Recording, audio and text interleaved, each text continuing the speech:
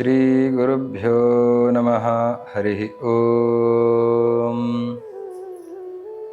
ಶ್ರೀ ವೇದಾಂತ ಮಹಾಚಲಂ ಹಿ ಪರಿತಃ ಸಂಯೋಜ್ಯ ಸೂತ್ರಾಹಿಪಂ ಸದ್ವಾತಾಗಮಪೋಷಿತಾತ್ಮಹೃದಯಂ ತತ್ಪೂರ್ವಪಕ್ಷಾಸುರೈಃ ಸಿದ್ಧಾಂತೋಕ್ತಿ ಸುರೇಶ್ವರೈಶ್ಚ ಮಥಿತೋ ಯಃ ಕೃಷ್ಣದುಗ್ಧಾಂಬುಧಿಃ ಸ್ವೀಯಾನಾಂ ಅಮೃತಂ ಪ್ರಯಚ್ಛತಿ ಸಮಾಂ ಪಾಯಾದ್ಗುಣೋದ್ಯನ್ಮಣಿಃ.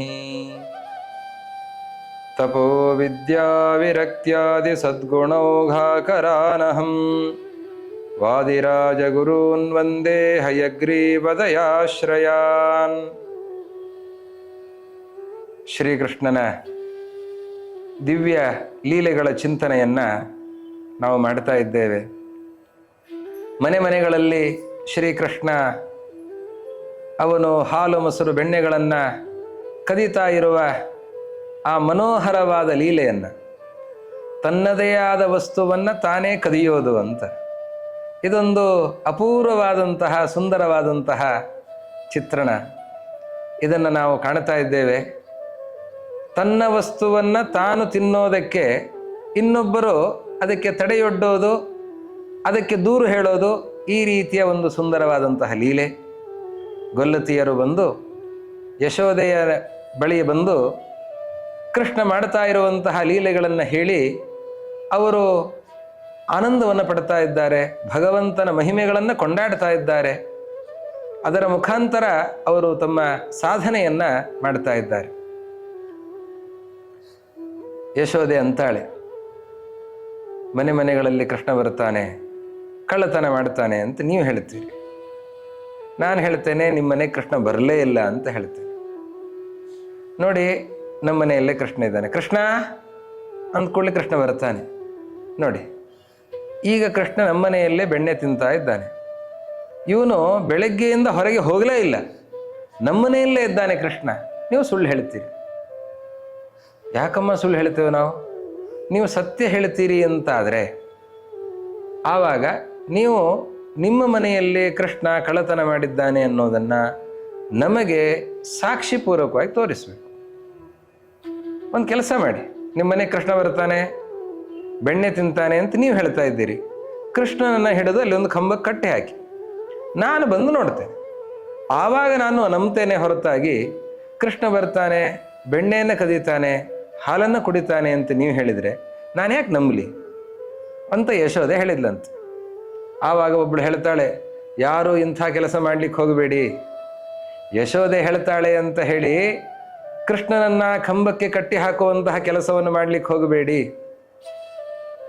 ನಾನು ನನ್ನ ಅನುಭವವನ್ನು ಹೇಳ್ತೇನೆ. ನಮ್ಮ ಮನೆಯಲ್ಲಿ ಒಂದು ಒರಳುಕಲ್ಲು, ಭಾರೀ ಭಾರದ ಒರಳುಕಲ್ಲದು. ಆ ಒರಳುಕಲ್ಲಿಗೆ ಕೃಷ್ಣನನ್ನು ಕಟ್ಟಿ ಹಾಕಿದೆ ನಾನು. ಕೃಷ್ಣ ನಮ್ಮ ಮನೆಗೆ ಬಂದಾಗ ಅವನು ಕಳ್ಳತನ ಮಾಡಿದ, ಅವನು ಬರೋದಕ್ಕೆ, ಅವನು ತಿನ್ನೋದಕ್ಕೆ ಸರಿಯಾಗಿ ನಾನು ಹಿಡಿದು ಹಾಕಿದೆ. ಅವನನ್ನು, ಕೃಷ್ಣನನ್ನು ಹಿಡಿದು ಗಟ್ಟಿಯಾಗಿ ಅವನನ್ನು ಒರಳುಕಲ್ಲಿಗೆ ಕಟ್ಟಿ ಹಾಕಿದೆ. ಆ ಒರಳುಕಲ್ಲು ಅದು ನಮ್ಮ ಹಿರಿಯರ ಕಾಲದ ಒರಳುಕಲ್ಲದು, ಭಾರೀ ಭಾರದ ಒರಳುಕಲ್ಲು. ಅದು ನನಗೂ ಆಚೆ ಈಚೆ ಸರಸಾಡೋದಕ್ಕೆ ಸಾಧ್ಯ ಇಲ್ಲದೆ ಇರುವಂಥ ಒರಳುಕಲ್ಲದು. ಅದಕ್ಕೆ ನಮ್ಮ ಯಜಮಾನರೇ ಬರಬೇಕು. ಅಂಥ ಭಾರದ ಒರಳುಕಲ್ಲು, ಅದಕ್ಕೆ ಕೃಷ್ಣನನ್ನು ಕಟ್ಟಿ ಹಾಕಿ ನಾನು ಒಳಗೆ ಹೋಗಿ ಹೊರಗೆ ಬರುವಾಗ ಕೃಷ್ಣನೂ ಇಲ್ಲ, ಒರಳುಕಲ್ಲೂ ಇಲ್ಲ. ನೋಡಿದರೆ ಆ ಒರಳುಕಲ್ಲನ್ನು ಎಳೆದುಕೊಂಡು ಈ ಕೃಷ್ಣ ಹೊರಗೆ ಹೊರಟೋಗಿದ್ದಾನೆ. ಆವಾಗ ನಾನು ಅಂದ್ಕೊಂಡೆ, ಏನೋ ನಮ್ಮ ಅಜ್ಜಿ ಪುಣ್ಯ, ನಾನು ಬದುಕಿದ್ದೇನೆ. ಯಾಕೆ ಅಂತಂದರೆ ಒರಳುಕಲ್ಲಿಗೆ ಕೃಷ್ಣನನ್ನು ಕಟ್ಟಿ ಹಾಕಿದ್ದೇನೆ. ಅದೇ ಒರಳುಕಲ್ಲಿಗೆ ಕಟ್ಟಿ ಹಾಕದೇನೆ ನಾನೇನೋ ವಿಚಾರ ಮಾಡಿ ಕಂಬಕ್ಕೆ ಕಟ್ಟಿ ಹಾಕಿದರೆ ಕೃಷ್ಣ ಹಾಗೆ ಒರಳುಕಲ್ಲನ್ನು ಎಳ್ಕೊಂಡು ಹೋದಂತೆ ಕಂಬವನ್ನು ಎಳ್ಕೊಂಡು ಹೋಗಿಬಿಡ್ತಿದ್ದ. ಕಂಬವನ್ನು ಎಳ್ಕೊಂಡು ಹೋದರೆ ಮನೆಯೇ ಬಿದ್ದು ನಾನು ಕೃಷ್ಣಾರ್ಪಣ ಆಗಬೇಕಾಗಿತ್ತು. ಹಾಗೆ ಆಗಿಲ್ಲ ಅಂತ ಅನ್ನೋದು ನಮ್ಮ ಹಿರಿಯರ ಪುಣ್ಯ ಅಂತಾಳೆ. ಉಲೂಖಲೇತಂ ಯದಿ ಬಂಧಯಾಮಃ ನಯೇತ್ತದೋಲೂಖಲಮೇವ ಬಾಲಃ ಧ್ರುವಂ ಗೃಹಸ್ಥಂಭವರೇ ನಿಬದ್ಧಃ ಗೃಹಾಣ್ಯ ಸೋಪಾತಯಿತುಂ ಸಮರ್ಥಃ. ಒರಳುಕಲ್ಲಿ ಕಟ್ಟಿ ಹಾಕಿದರೆ ಒರಳುಕಲ್ಲನ್ನು ಎಳ್ಕೊಂಡು ಹೋಗುವ ಕೃಷ್ಣ ಕಂಬಕ್ಕೆ ಕಟ್ಟಿ ಹಾಕಿದರೆ ಕಂಬವನ್ನು ಎಳ್ಕೊಂಡು ಹೋಗಲ್ಲ ಅಂತ ಏನು? ಕಂಬವನ್ನು ಎಳ್ಕೊಂಡು ಹೋಗುವ ತಾಕತ್ತು ಆ ಕೃಷ್ಣನಿಗೆ ಇದೆ. ಆವಾಗ ಮನೆಯನ್ನೂ ಬೀಳಿಸ್ಬಿಡ್ತಾನವನು, ಅಂಥ ವ್ಯಕ್ತಿ ನಿನ್ನ ಮಗ ಅಂತ. ಈ ಮಾತನ್ನು ಹೇಳ್ತಾ ಆ ಗೊಲ್ಲತಿ ಯಶೋದೆಯ ಮುಂದೆ ಹೇಳ್ತಾಳೆ, ಈ ಕೃಷ್ಣ ಲೋಕೋತ್ತರ ಶಕ್ತಿಯವ, ಯಾವ ಮಕ್ಕಳಿಗೂ ಇಂತಹ ಸಾಮರ್ಥ್ಯ ಇರೋದಿಲ್ಲ, ಇಂತಹ ಚಿಂತನೆ ಇರೋದಿಲ್ಲ.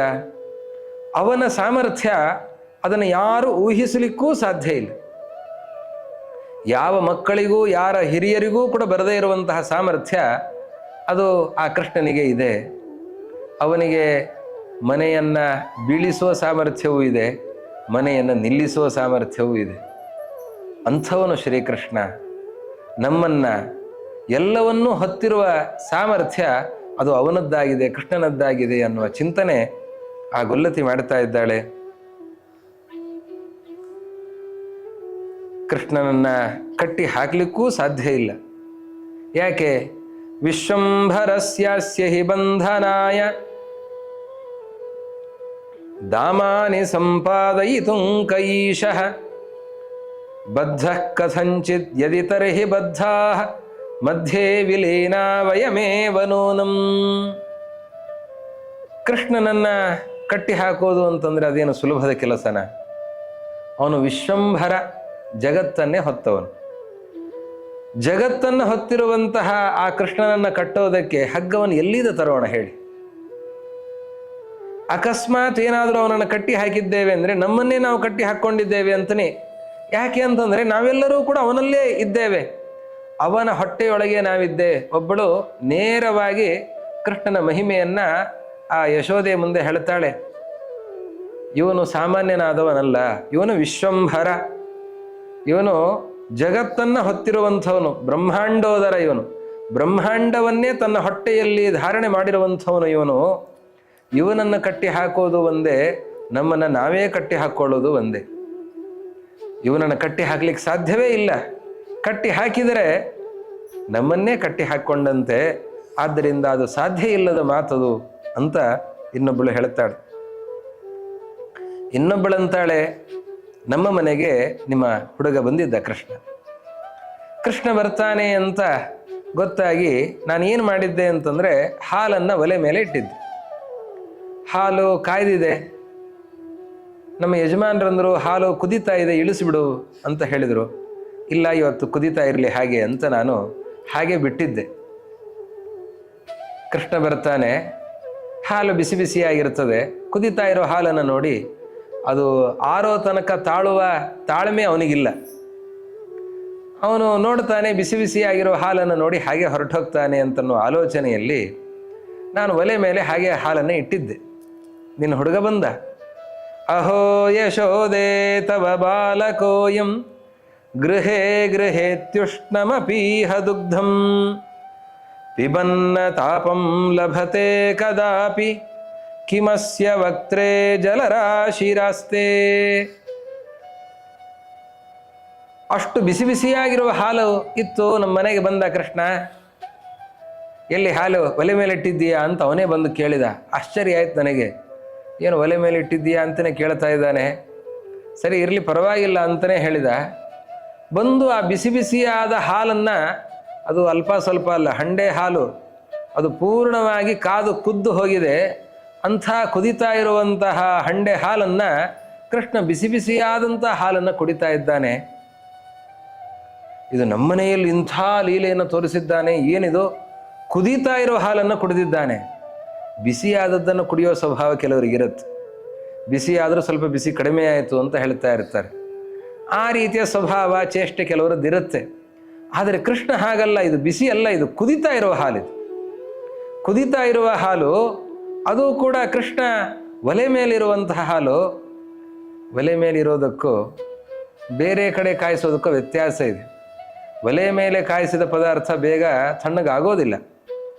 ಅದು ಇವತ್ತಿನ ಆಧುನಿಕ ಏನೋ ಸಲಕರಣೆಗಳಿವೆ, ಬಿಸಿ ಮಾಡೋದಕ್ಕೆ ಇರುವಂತಹ ಸಲಕರಣೆಗಳು. ಅದು ಇಂಡಕ್ಷನ್ ಆಗಿರಬಹುದು ಅಥವಾ ಬೇರೆ ಯಾವುದೇ ಕರೆಂಟ್ ಸ್ಟವ್ ಆಗಿರಬಹುದು. ಅದರಲ್ಲಿ ಕಾಯಿಸಿದರೆ ಸ್ವಲ್ಪ ಹೊತ್ತಿಗೆ ತಣ್ಣಗಾಗಿ ಹೋಗುತ್ತೆ, ಬಹಳ ಬೇಗ ತಣ್ಣಗಾಗತ್ತೆ. ಆದರೆ ಒಲೆ ಮೇಲೆ ಕಾಯಿಸಿದ ಯಾವ ಪದಾರ್ಥ, ಪಾತ್ರೆ ಆಗಲಿ ಅಥವಾ ಪದಾರ್ಥ ಆಗಲಿ, ಅದು ಯಾವುದೂ ಬೇಗ ತಣ್ಣಗೆ ಆಗೋದಿಲ್ಲ. ದೀರ್ಘಕಾಲ ತನಕ ಬಿಸಿ ಹಾಗೇ ಇರುತ್ತೆ. ಅಂಥ ಬಿಸಿ ಬಿಸಿಯಾಗಿ ಕುದಿತಾ ಇರುವಂತಹ ಆ ಹಾಲನ್ನು ಬಾಲಕೃಷ್ಣ, ಪುಟ್ಟ ಹುಡುಗ, ದೊಡ್ಡವರು ಹಾಗೆ ಕುಡಿತಾರೆ ಅಂತಂದರೆ ಈ ಪುಟ್ಟ ಹುಡುಗ ಕೃಷ್ಣ ಅದನ್ನು ಹಾಗೆ ಕುಡಿತಾ ಇದ್ದಾನೆ. ಭಾರಿ ಆಶ್ಚರ್ಯ ಆಯ್ತು ನನಗೆ. ಈ ಮಾತನ್ನು ನಿನ್ನ ಹತ್ರ ಹೇಳೋ ಮೊದಲು ನಾನು ಬೇರೆಯವ್ರ ಹತ್ರ ಹೇಳಿದೆ. ನಮ್ಮ ಮನೆಯಲ್ಲಿ ಕೃಷ್ಣ ಕುದಿತಾ ಇರೋ ಹಾಲು ಕುಡ್ದ, ಅದೇನು ದೊಡ್ಡದು, ನಮ್ಮ ಮನೆಯಲ್ಲಿ ದಿವಸ ಹಾಗೆ ಕುಡಿತಾನೆ, ತಿನ್ನೊಬ್ಳು ಹೇಳ್ತಾಳೆ. ನನಗೆ ಅದು ಪರಮಾಶ್ಚರ್ಯ ಅಂತ ಅನಿಸಿದರೆ, ಕೃಷ್ಣ ಮನೆ ಮನೆಗಳಲ್ಲಿ ಹೀಗೆ ಮಾಡ್ತಾನೆ. ಗೃಹೇ ಗೃಹೇ, ಅವಳಂತಾಳೆ ಮನೆ ಮನೆಗಳಲ್ಲಿ, ಒಬ್ಬಳ ಮನೆಯಲ್ಲ. ಗೃಹೇ ಗೃಹೇತ್ಯುಷ್ಣಮಪೀಹ ದುಗ್ಧಂ, ಮನೆ ಮನೆಗಳಲ್ಲಿ ಹಾಗೆ ಬಿಸಿ ಬಿಸಿಯಾದ ಹಾಲನ್ನು ಕುಡಿತಾನೆ. ಆದರೆ ಪಿಬನ್ನ ತಾಪಂ ಲಭತೆ ಕದಾಪಿ, ಪರೀಕ್ಷೆ ಮಾಡಿದ್ರೆ ಈಗ ಯಾರದೋ ಮನೇಲಿ ಕುಡಿದು ಬರ್ತಾ ಇರಬಹುದು ಅಂತ ಕುಡಿತಾ ಇದ್ದಾನೆ ಕೃಷ್ಣ.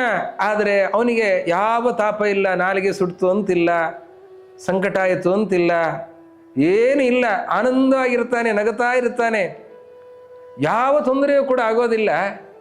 ಇದು ಹೇಗೆ ಸಾಧ್ಯ? ಬಿಸಿ ಬಿಸಿಯಾಗಿದೆ ಹಾಲು ಅಂತಂದರೆ ಅದನ್ನು ನಾವು ಸ್ವೀಕಾರ ಮಾಡಬೇಕು ಅಂತಂದರೆ ಏನು ಮಾಡ್ತೇವೆ? ತಣ್ಣನೆಯ ನೀರಿನ ಮಧ್ಯದಲ್ಲಿ ಇಡ್ತೇವೆ. ನೀರಿನ ಮಧ್ಯದಲ್ಲಿಟ್ಟರೆ ಸ್ವಲ್ಪ ತಣ್ಣಗಾಗುತ್ತೆ, ಆವಾಗ ಹಿತವಾಗಿ ಅದನ್ನು ನಾವು ಸ್ವೀಕಾರ ಮಾಡಬಹುದು. ನನಗನ್ನಿಸೋದು ಹೊರಗಡೆ ನೀರು ಯಾವುದು ಬೇಕಾಗಿಲ್ಲ ಅವನಿಗೆ. ಯಾಕೆಂದರೆ ಅವನ ಹೊಟ್ಟೆ ಒಳಗೇ ನೀರಿದೆಯೋ ಏನು ಕಥೆ. ಸಣ್ಣ ಪುಟ್ಟ ನೀರಿದ್ದರೆ ಸಾಕಾಗೋದಿಲ್ಲ, ಯಾಕೆ ಹಂಡೆ ಹಾಲು ಕುಡಿತಾ ಇದ್ದಾನ ಅವನು. ಅದಕ್ಕೆ ಪ್ರಾಯ ಹೊಟ್ಟೆ ಒಳಗೆ ಸಮುದ್ರ ಇದೆಯಾ ಸ್ವಲ್ಪ ಪರಿಶೀಲನೆ ಮಾಡು ಅಂತಂತ ಇದ್ದಾಳೆ. ಕಿಮಸ್ಯ ವಕ್ತ್ರೇ ಜಲರಾಶಿರಾಸ್ತೆ, ಸಮುದ್ರವೇ ಅವನ ಹೊಟ್ಟೆ ಒಳಗಿದೆಯಾ? ಅವನಿಷ್ಟು ಬಿಸಿ ಹಾಲನ್ನು ಕುಡಿದ್ರೂ ಕೂಡ ಅವನಿಗೆ ಯಾವ ತಾಪವೂ ಕೂಡ ಆಗ್ತಾ ಇಲ್ಲ, ಅದು ಹೇಗೆ ಸಾಧ್ಯ ಅಂತ ಆಶ್ಚರ್ಯ ಪಡ್ತಾ ಇದ್ದಾರೆ. ಅಷ್ಟು ಬಿಸಿ ಕುಡಿದು ಕರಳು ಸುಟ್ಟು ಹೋಗಬೇಕು, ಆದರೆ ಅವನಿಗೆ ಏನು ಆಗೋದಿಲ್ಲ ಅಂತಂದರೆ ಹೊಟ್ಟೆ ಒಳಗೆ ಏನಾದರೂ ನೀರಿನ ರಾಶಿ ಇರಬೇಕು, ಸಮುದ್ರನೇ ಏನಾದರೂ ಇದೆಯಾ, ಹೊಕ್ಕಿದೆಯಾ, ವಿಚಾರ ಮಾಡು ಅಂತಂತಾಳೆ. ವಾಸ್ತವ ಅಲ್ವಾ ಅದು? ಕೃಷ್ಣನ ಹೊಟ್ಟೆ ಒಳಗೆ ಸಪ್ತ ಸಮುದ್ರಗಳಿವೆ, ಒಂದಲ್ಲ ಎರಡಲ್ಲ 7 ಸಮುದ್ರಗಳು.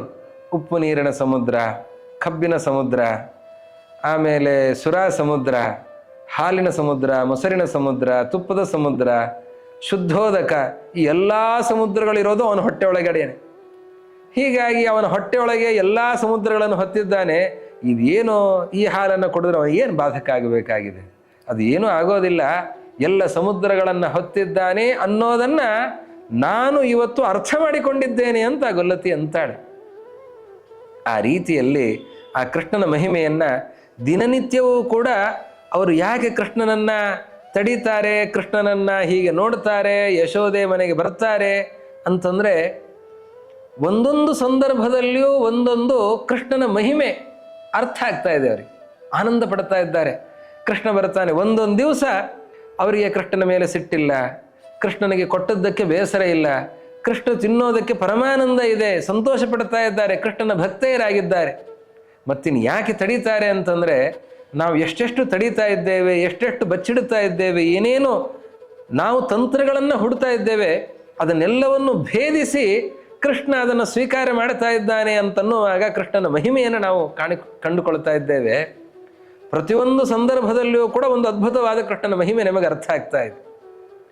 ನಾವಿದನ್ನು ಯಶೋದೆಯ ಹತ್ರ ಹೇಳಲಿಕ್ಕೆ ಹೋಗೋದು ಯಾಕೆ ಅಂದರೆ, ಹಿಂದಿನ ಸಂಚಿಕೆಯಲ್ಲಿ ಒಂದು ರೀತಿಯಲ್ಲಿ ಚಿಂತನೆ ಮಾಡಿದ್ವಿ, ಕೃಷ್ಣನನ್ನು ಮತ್ತೊಮ್ಮೆ ನೋಡಬಹುದು ಅಂತ. ಕೃಷ್ಣನನ್ನು ನೋಡಬಹುದು ಅಂತ ಅನ್ನೋದು ಒಂದು. ಇನ್ನೂ ಒಂದು ಕಾರಣ ಏನು ಅಂತಂದರೆ, ಅವರೆಲ್ಲ ಗುಂಪು ಗುಂಪಾಗಿ ಬಂದು ಆ ಗೊಲ್ಲತಿಯರು ಕೃಷ್ಣನ ಬಗ್ಗೆ ದೂರುಗಳನ್ನು ಹೇಳಲಿಕ್ಕೆ ಅಂತ ಬರ್ತಾರೆ. ಆ ಯಶೋದೆ ಹತ್ರ ದೂರುಗಳನ್ನು ಹೇಳುವಾಗ ಇವರು ದೂರು ಹೇಳುವಾಗ ಇನ್ನೊಂದು ದೂರನ್ನು ಹೇಳಿರ್ತಾರೆ. ಆವಾಗ ಇನ್ನೊಂದು ಮಹಿಮೆ ಅರ್ಥ ಆಗತ್ತೆ. ನಾವು ಒಂದು ಮಹಿಮೆಯನ್ನು ಕಂಡುಕೊಂಡಿರ್ತೇವೆ, ಇನ್ನೊಂದು ಮಹಿಮೆಯನ್ನು ಇನ್ನೊಬ್ಬರ ಬಾಯಿಂದ ಕೇಳಿ ತಿಳ್ಕೊಳ್ತೇವೆ. ಹೀಗೆ ದಿನನಿತ್ಯವೂ ಕೂಡ ಕೃಷ್ಣನ ಹಲವು ಮಹಿಮೆಗಳ ಸಾಕ್ಷಾತ್ಕಾರ ಆ ಗೊಲ್ಲತಿಯರಿಗೆ ಆಗ್ತಾ ಇದೆ. ಎಂಥ ಭಾಗ್ಯವತಿಯರು ಆ ಗೊಲ್ಲತಿಯರು. ಅದಕ್ಕೆ ಕೃಷ್ಣ ಅವರಿಗೆ ಒಲಿದದ್ದು. ಕೃಷ್ಣ ಯಾಕೆ ಅವರಿಗೆ ಒಲಿತಾ ಇದ್ದಾನೆ? ಅವರು ದಿನನಿತ್ಯವೂ ಕೂಡ ಕೃಷ್ಣನ ಮಹಿಮೆಗಳನ್ನು ಕಂಡುಕೊಂಡು ಅವರ ಆನಂದ ಅನುಭವಿಸ್ತಾ ಇದ್ದಾರೆ.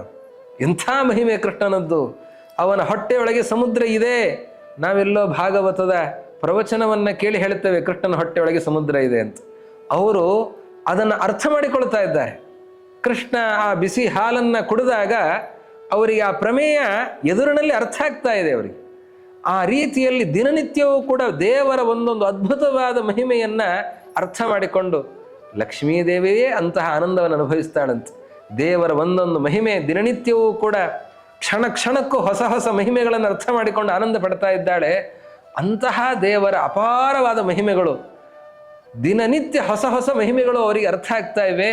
ಆನಂದ ಸಂಭ್ರಮಗಳನ್ನು ಅವರು ಅನುಭವಿಸ್ತಾ ಇದ್ದಾರೆ. ಆ ಗೊಲ್ಲತಿಯರು ಭಾಗ್ಯವತಿಯರು. ಆ ಗೊಲ್ಲತಿಯರು ಕೃಷ್ಣನ ಮಹಿಮೆಯಲ್ಲ, ಆ ಗೊಲ್ಲತಿಯರ ಮಹಿಮೆಯನ್ನು ಚಿಂತನೆ ಮಾಡಿದರೂ ನಮ್ಮ ಪಾಪ ಪರಿಹಾರ ಆಗತ್ತೆ. ಗೊಲ್ಲತಿಯರ ಸ್ಮರಣೆ ಮಾಡಿದರೆ ನಮ್ಮ ಪಾಪ ಪರಿಹಾರ ಆಗತ್ತೆ. ಅಂಥ ಭಾಗ್ಯವತಿಯರು ಆ ಗೋಪಿಕಾಸ್ತ್ರೀಯರು ಸಾಮಾನ್ಯರಾದವರಲ್ಲ. ಅವರೆಲ್ಲ ಅಪ್ಸರಾ ಸ್ತ್ರೀಯರು, ವೇದ ಮಂತ್ರಗಳನ್ನು ಕಂಡುಕೊಳ್ಳುವಂತಹ ಶಕ್ತಿಯನ್ನು ಹೊಂದಿರುವಂತಹ ಉತ್ತಮ ಸ್ತ್ರೀಯರು. ಅನೇಕ ವೇದಗಳನ್ನು ಅವರು ಧಾರಣೆ ಮಾಡಿರುವಂತಹ ಯೋಗ್ಯತೆಯನ್ನು ಹೊತ್ತಿರುವಂತಹ ಪರಮೋಚ್ಚ ಸ್ತ್ರೀಯರು ಆ ಗೊಲ್ಲತಿಯರಾಗಿದ್ದಾರೆ. ಅವರು ಕೃಷ್ಣನನ್ನು ಎದುರಿನಲ್ಲಿ ನೋಡುತ್ತಾ ವೇದಗಳಲ್ಲಿ ಯಾವ ಮಹಿಮೆಯನ್ನು ಕಂಡಿದ್ದಾರೆ ಆ ಮಹಿಮೆಯನ್ನು ಇವತ್ತು ಸಾಕ್ಷಾತ್ಕರಿಸಿಕೊಳ್ತಾ ಇದ್ದಾರೆ, ಆನಂದ ಪಡ್ತಾ ಇದ್ದಾರೆ.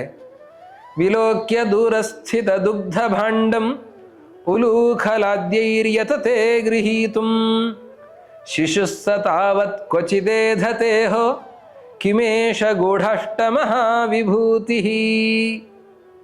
ಇನ್ನೊಬ್ಬಳಂತಾಳೆ, ನಾವು ನಮ್ಮ ಮನೆಯಲ್ಲಿ ಮೇಲೆ ಹಾಲು ಮೊಸರು ಬೆಣ್ಣೆ ಅದನ್ನೆಲ್ಲ ತೂಗಿ ಹಾಕುವಂತಹ ಒಂದು ಕ್ರಮ. ಆ ರೀತಿಯಲ್ಲಿ ತೂಗ ಹಾಕಿದರೆ ನಿನ್ನ ಹುಡುಗ ಬರ್ತಾನೆ, ಭಾರದ ಒರಳುಕಲ್ಲನ್ನು ಎಳೆದುಕೊಂಡು ಬರ್ತಾನೆ, ಆ ಒರಳುಕಲ್ಲನ್ನು ಇಡ್ತಾನೆ, ಅದರ ಮೇಲೆ ತಾನು ಹತ್ತಾನೆ, ಅದರ ಮೇಲೆ ಹತ್ತಿ ಆ ಹಾಲನ್ನು ಮೊಸರನ್ನು ತೆಗಿತಾನೆ, ತಿಂತಾನೆ, ಕುಡಿತಾನೆ. ಅಂತಹ ಆ ಭಾರದ ಒರಳುಕಲ್ಲನ್ನು ಎಳೆಯೋದು, ಅದರ ಮೇಲೆ ಹತ್ತೋದು, ಇದೆಲ್ಲ ನೋಡುವಾಗ ಆಶ್ಚರ್ಯ ಆಗತ್ತೆ. ಇನ್ನು ಕೆಲವೊಮ್ಮೆ ಯಾರೂ ಇಲ್ಲ ಅಂತ ಅವನು ಹಾಗೆ ಬರ್ತಾನೆ, ಯಾವ ಹುಡುಗರಿಲ್ಲ ಅಥವಾ ಮತ್ತೊಂದಿಲ್ಲ. ಅವನು ಬಂದು ನೋಡ್ತಾನೆ, ಮೇಲೆ ಇದೆ. ಒಮ್ಮೆ ಹೀಗೆ ನೋಡ್ತಾನೆ, ಹೀಗೆ ನೋಡಿದ ಕೂಡಲೇ ಅವನು ಬೆಳೆದು ಬಿಡ್ತಾನೆ. ಕೃಷ್ಣ ಆ ಗಡಿಗೆ ಎಲ್ಲಿ ತೂಗು ಹಾಕಿದ್ದಿದೆ ಅಲ್ಲಿಯ ತನಕ ಹೀಗೆ ಬೆಳೀತಾನೆ. ಬೆಳೆದು ಹೀಗೆ ಅದನ್ನು ನೋಡಿ ಕೈ ಹಾಕಿ ಬೆಣ್ಣೆಯನ್ನು ತಿಂತಾನೆ. ಇದನ್ನು ನಾನು ಕಂಡಿದ್ದೇನೆ ಅಂತಾಳೆ. ಕ್ವಚಿತ್ ಏಧತೆ, ಅವನೇ ಬೆಳೆದು ನಿಲ್ತಾನೆ. ವಿಶ್ವರೂಪದ ದರ್ಶನ ಆ ಗೊಲ್ಲತಿಯರಿಗೆ ಅವರ ಮನೆಯಲ್ಲೇ ಆಗಿದೆ. ಒಬ್ಬಳು ಚತುರ್ಭುಜವನ್ನು ನೋಡಿದರೆ ಇನ್ನೊಬ್ಬಳು ಅಲ್ಲಿಯೇ ತನ್ನ ಮನೆಯಲ್ಲಿಯೇ ಬಾಲಕನಾದ ಕೃಷ್ಣ, ಪುಟ್ಟ ರೂಪದ ಶಿಶುವಾದ ಕೃಷ್ಣ ಕೆಲವೇ ಕ್ಷಣಗಳಲ್ಲಿ ಅಂತಹ ದೊಡ್ಡ ಆಕೃತಿಯನ್ನು ಸ್ವೀಕಾರ ಮಾಡಿ ಬೆಳೆದು ನಿಂತದ್ದನ್ನು ನೋಡ್ತಾ ಇದ್ದಾಳೆ. ಇಂತಹ ಅದ್ಭುತವಾದಂತಹ ಲೀಲೆ ಅದನ್ನು ನಾನು ಕಂಡಿದ್ದೇನೆ. ಹೀಗಾಗಿ ಕೃಷ್ಣ ನಮ್ಮಂತೆ ಬೆಳೆಯುವವನಲ್ಲ. ನಾವು ಇವತ್ತು ಆಹಾರವನ್ನು ಸ್ವೀಕಾರ ಮಾಡಿ ಕಾಲ, ಆಹಾರ ಇದೆಲ್ಲದಕ್ಕೂ ಒಗ್ಗಿಕೊಂಡು ನಾವು ಬೆಳೀತೇವೆ. ದೇವರು ಹಾಗೆ ಬೆಳೆಯುವವನಲ್ಲ.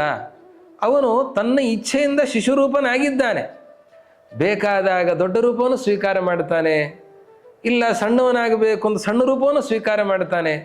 ಅಂತಹ ಒಂದು ಅಪೌರುಷೇಯವಾದ ಲೋಕವಿಲಕ್ಷಣವಾದ ಒಂದು ಸಾಮರ್ಥ್ಯ ಅದು ಆ ಕೃಷ್ಣನಲ್ಲಿ ಇದೆ. ಅದನ್ನು ನಾನು ಕಂಡುಕೊಂಡಿದ್ದೇನೆ ಅಂತ ಒಬ್ಬಳು ಗೊಲ್ಲತಿ ಹೇಳ್ತಾಳೆ.